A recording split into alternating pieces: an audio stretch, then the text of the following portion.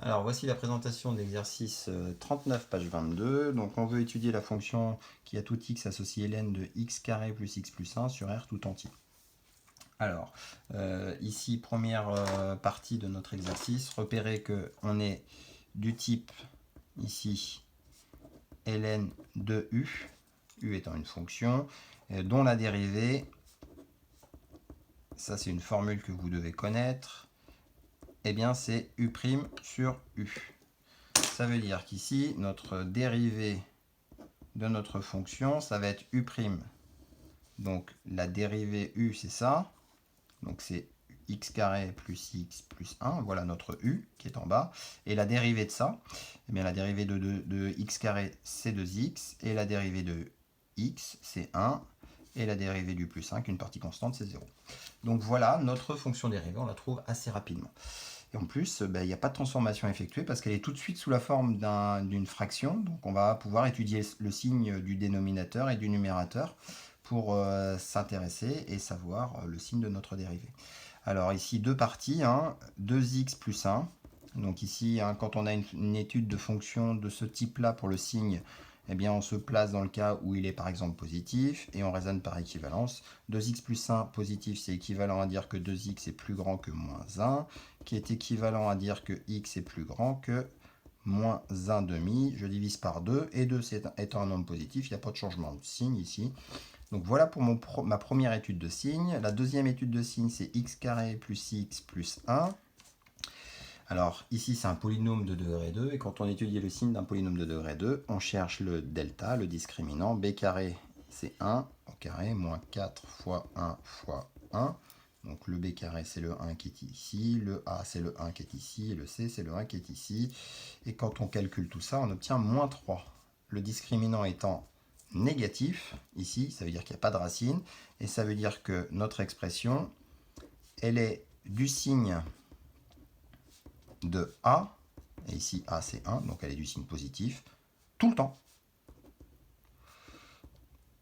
Donc, habituellement, l'expression c'est est du signe de A, sauf entre ses racines si elles existent. Ben, ici, les racines, il n'y en a pas, donc c'est du signe positif tout le temps.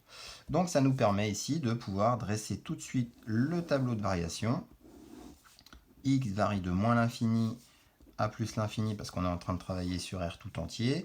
La seule valeur qui nous intéresse, celle qu'on a trouvée ici, c'est moins 1 demi, que l'on va mettre dans notre tableau.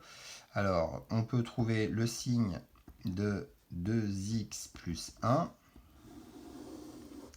Quel est donc le signe de 2x plus 1? On regarde, notre expression, elle est positive quand je suis plus grand que moins 1 demi.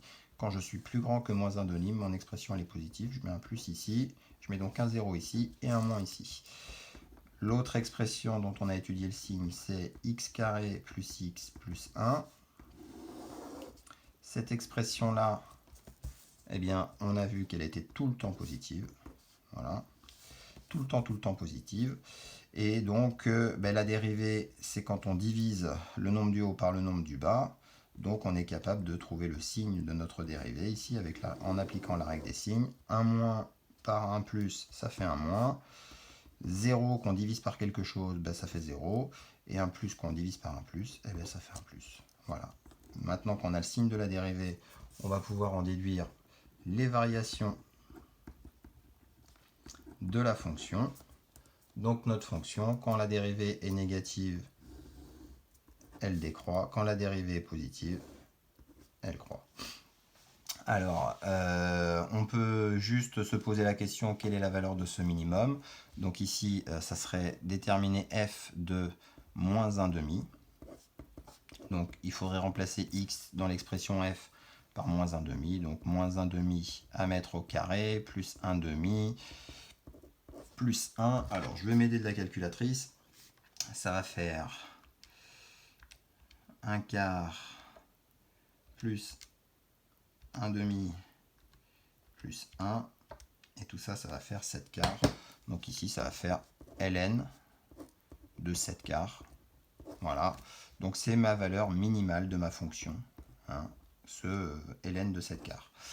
Je peux aussi me poser la question des limites.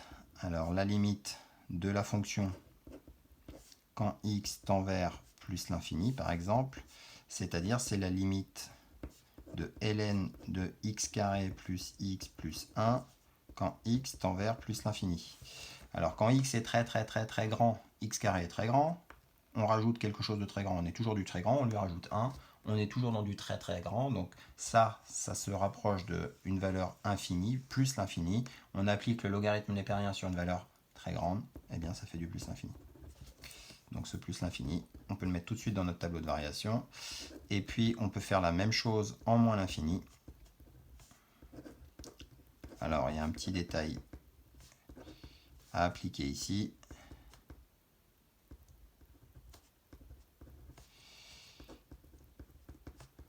C'est que si on regarde ici, en moins l'infini, quand on le met au carré, ça fait du plus l'infini, ça change le signe. Par contre là, on retombe sur du moins l'infini, donc du plus l'infini plus du moins l'infini, c'est une forme indéterminée. Par contre, on a quand même vu une propriété dans la leçon qui nous dit que x carré plus x plus 1, c'est un polynôme. Et dans un polynôme, en l'infini, c'est le monôme du plus haut degré qui l'emporte. Donc c'est le x carré qui l'emporte. Voilà, c'est lui qui va être le plus fort dans cette expression. Donc en moins l'infini, x carré, du moins l'infini qu'on multiplie par du moins l'infini, ça fait du plus l'infini. Donc c'est toute cette parenthèse, ça sera du plus l'infini. On réapplique encore une fois du logarithme népérien par une valeur sur une valeur très grande. Et bien ça nous fait du plus l'infini qu'on peut mettre ici. Et voilà, on a un tableau de variation, encore une fois, complet.